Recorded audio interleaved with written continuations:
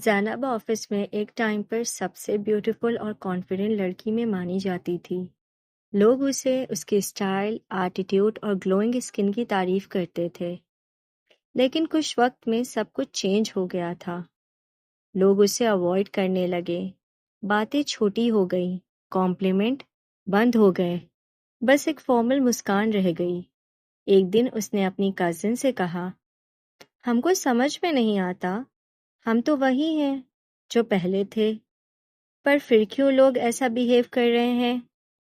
Cousin نے تھوڑا hesitate کیا اور سافٹلی بولا، زینب، شاید آپ کا چہرہ نہیں بدلا، شاید اندر سے کچھ اور چینج ہوا ہے۔ یہ بات زینب کے لیے ایک آئی اوپنر تھی۔ وہ مینٹلی ڈسٹرب ہو گئی اور ایک فیمیل اسلامک اسکالر کے پاس گئی گائیڈنس کے لیے۔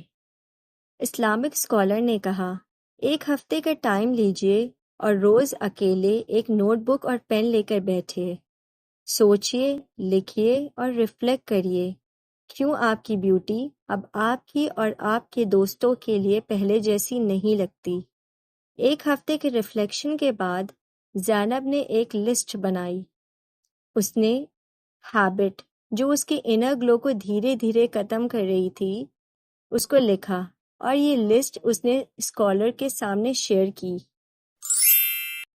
ہر صبح زینب ایک لمبی سانس لے کر کہتی، اف، پھر ٹریفک، لیٹ ہو جاؤں گی، مینیجر پھر سے لیکچر دیں گے، کچھ بھی صحیح نہیں ہوتا ہماری لائف میں۔ اسلام کے حساب سے بار بار کمپلین کرنا اللہ کی بلیسنگ کی ناشکری ہے، جسے کفر نعمہ کہتے ہیں۔ رسول اللہ صلی اللہ علیہ وسلم نے فرمایا، جو لوگوں کا شکر نہیں کرتے وہ اللہ کا بھی شکر نہیں کرتے۔ سائیکالوجی کے حساب سے یہ ہیبٹ دماغ کو صرف نیگیٹو سوچنے پر ٹرین کرتی ہے، اچھائی دیکھنے سے روکتی ہے۔ روحانی طور پہ دل اداس اور ڈارک ہو جاتا ہے۔ کچھ وقت بعد زینب کی انرجی ہیوی ہو گئی، اس کا چہرہ ڈل لگنے لگا، آواز تیز، اور لوگ اسے اریٹیبل یا اس سے دور ہونے لگے۔ تب اسے سمجھ آیا کہ اصل گلو میک اپ سے نہیں، شکر سے آتا ہے۔ زینب کو فومو تھا۔ فومو مطلب فیئر آف مسنگ آؤٹ۔ اسے لگتا تھا مجھے سب کچھ پتا ہونا چاہیے۔ وہ لوگوں کے سیکرٹ جانتی لیکن خود کے اندر نہیں رکھ پاتی۔ ایک دن اس کی کو ورکر نے اسے کنفرنٹ کیا، زینب، ہم نے آپ پر ٹرسٹ کیا تھا، یہ کانفیڈینشیل تھا، یعنی کانفیڈینشیل کا مطلب پرائیویٹ تھا، آپ کو دوسروں کو بتانا نہیں تھا یہ بات۔ جب زینب نے ریفلیکٹ کیا اس لمحے کے بارے میں، دل گھر گیا۔ اس نے قرآن کی وہ آیت یاد آئی، ایک دوسرے کی غیبت مت کرو، کیا تمہیں اپنے مرے ہوئے بھائی کا گوشت کھانا پسند ہوگا؟ اسلامک سائیکالوجی کہتی ہے غیبت اکثر انسیکیورٹی سے آتی ہے، دوسروں کو نیچا دکھا کر اپنا ایگو فیڈ کرنا، اپنی روح کو نہیں۔ انسٹاگرام سکرول کرتے ہوئے زینب کا دل جلتا تھا۔ ایک فرینڈ کی انگیجمنٹ ہو گئی، دوسرے نے کار لے لی۔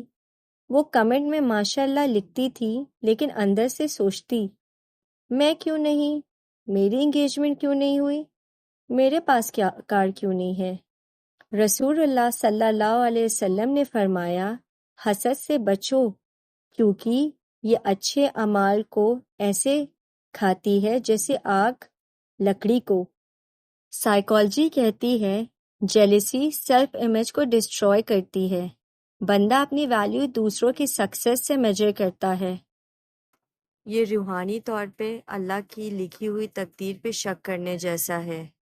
اسکالر نے زینب کو ایک ایکٹیویٹی دی، جس بھی انسان سے تمہیں جیلسی ہو اس کے لیے دعا کرنا شروع کرو۔